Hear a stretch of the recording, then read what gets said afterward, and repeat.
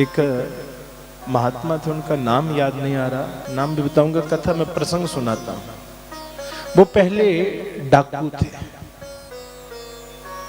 चोर थे, लूटते थे सबको। और लुटेरे भी कैसे, खानदान नहीं। एक तो लुटेरे ऐसे होते जो नए नए बने, एक होते हैं जो खानदान नहीं हो, कई पीढ़ियों से कि दादा परदादा जी हमारे यही काम करते थे, हमारा एक ही काम है लूटना।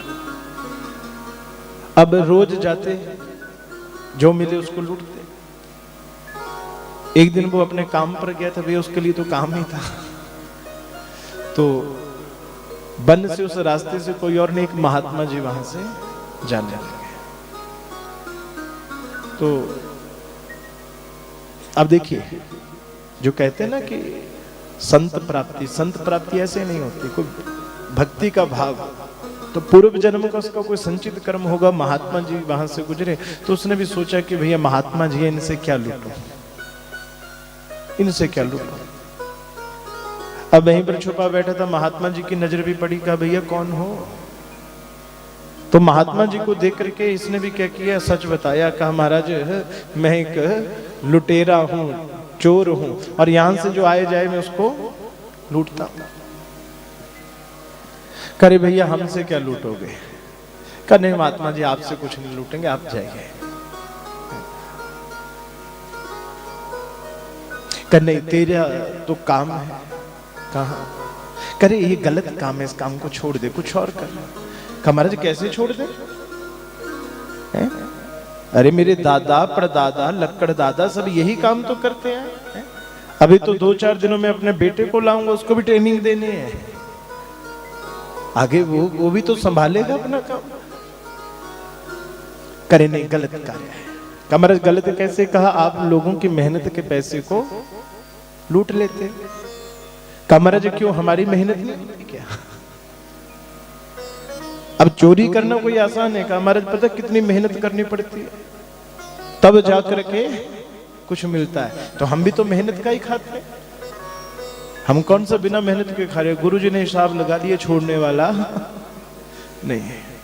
गुरुजी ने कहा तू एक काम कर, चोरी करना मत छोड़, खूब चोरियां कर, पर मेरी 4 बातें हैं, वो 4 बातें हमेशा मानना।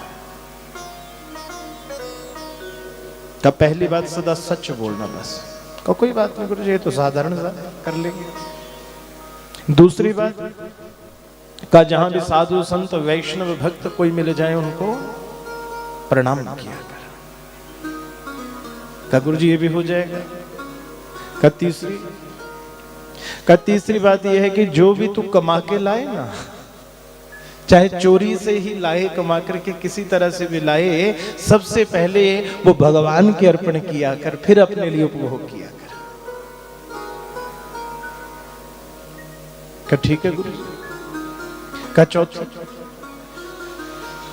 चौथी बात तो ये है कि कहीं भी जाए तो कहीं मंदिर दिख जाए, कोई आश्रम दिख जाए, भगवान का कोई घर दिख जाए, तो वहां पर माथा जरूर टेका कर, जरूर माथा टेका कर। 4 बातें गुरुजी ने बताई, गुरुजी चले गए। अब भैया था तो चोर, पर ऐसा कि गुरुजी की 4 बातें इसने गांठ बांध ली। कभी झूठ नहीं बोलता था, साधु संतों की सेवा करता था, मंदिर जहां मिल जाए वहीं दर्शन करता था, और जो भी चोरी करके भी लाता था सबसे पहले ठाकुर जी के अर्पण करता था। और भगवान ने की कृपा से धंधा भी खूब चला। अब गुरु जी की कृपा हुई, खूब धंधा चलने लगा भैया। अब तो खूब बड़ा बड़ा चोरी का धन उसको खूब मात्रा में प्राप्त होने लगा। अब तो बड़ा खुश हो गए, कहा वाह गुरु जी ने कितना सुंदर 4 छोटे छोटे काम, और खूब तरक्की होने लगी, चोरी का धंधा भी खूब। एक दिन गुरु जी का पत्र आया, संदेश आया, कहा भैया हमने एक नया आश्रम बनाया है, तो उस आश्रम में भंडारा करना है, तो उस भंडारे में आप भी आना। अब इसके मन में भाव था कि गुरुजी से जब से ये 4 गुरुजी ने बातें बताई तो काम तो मेरा खूब चल रहा है भाई, और मेरी इच्छा ये हो रही है कि गुरु जी के यहाँ जो भंडारा होगा उसका सारा खर्चा मैं खुद उठाऊंगा, सारा खर्चा। पर सोचा इतना खर्चा करने के लिए तो कोई मोटी चोरी, छोटी मोटी चोरी से तो होगा नहीं, कोई बड़ा हाथ मारना पड़ेगा। अब क्या किया, देखा कि राजा जो थे उस नगर के, राजा के यहाँ थे घोड़े, और वो घोड़े इतने कीमती का इनमें से एक भी घोड़ा अगर हाथ लग गया ना तो एक भंडारा क्या गुरु जी क्या 6 भंडारे भी कर दूं तब भी पैसे खत्म नहीं, बेच दूंगा उसको।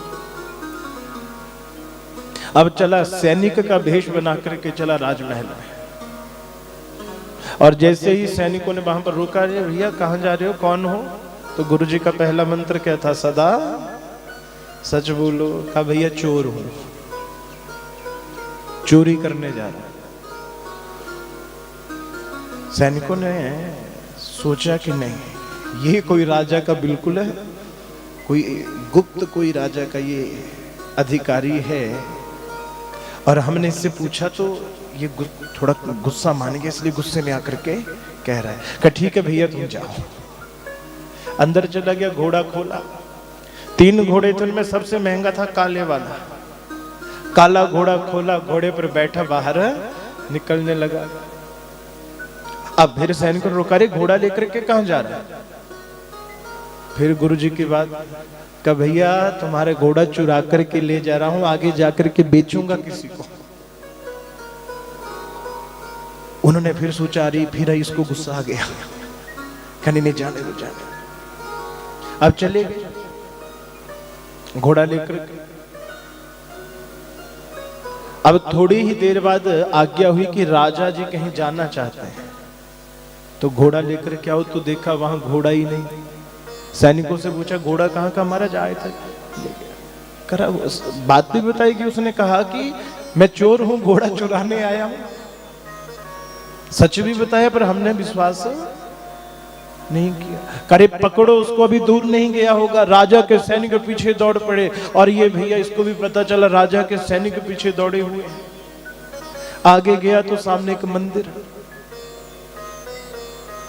सामने एक मंदिर। अब गुरु जी की आज्ञा थी कि जहां मंदिर मिले रुकना जरूर। अब वहीं पर देखा सैनिक के पीछे है, क्या करूं, भागूं या ना भागूं। सोचा जब गुरु जी के एक मंत्र ने यहां पहुंचा दिया तो आगे भी। अब मंदिर में रुक गया, घोड़ा बाहर बांध दिया, और सबसे पहले ठाकुर जी के सामने उस घोड़े को अर्पित कर दिया कि हे ठाकुर जी तेरा तेरे। तीसरा मंत्र गुरु जी का, जो कमा करके लाए भगवान के अर्पण।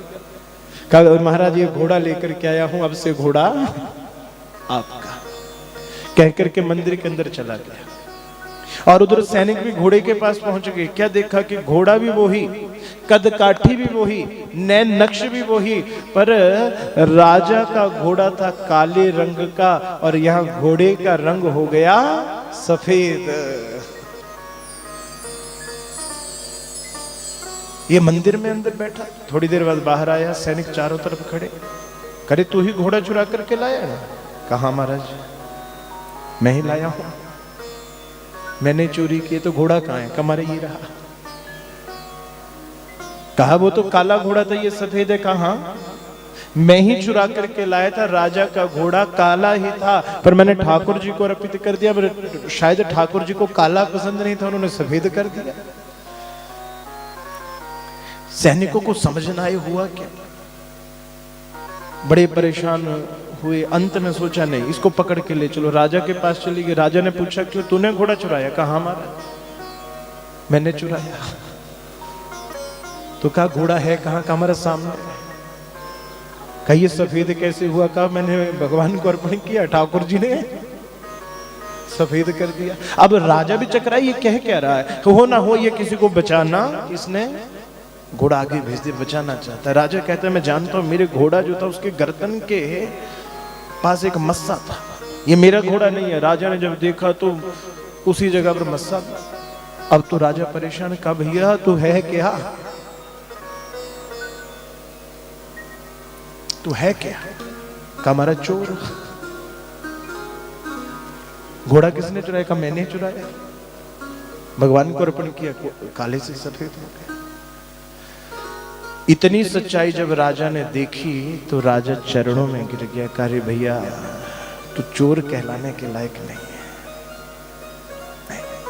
कहा आज से तू मेरा राज पुरोहित होगा, आज से मेरा राजगुरु होगा। जैसे इतना शब्द कहा वो रोने लगा, रोने लगा। का गुरु जी की बात के ऊपर विश्वास करके आज इतनी कृपा हो गई कि राजा आज मुझे अपने गुरु की पदवी के ऊपर बिठा रहा है।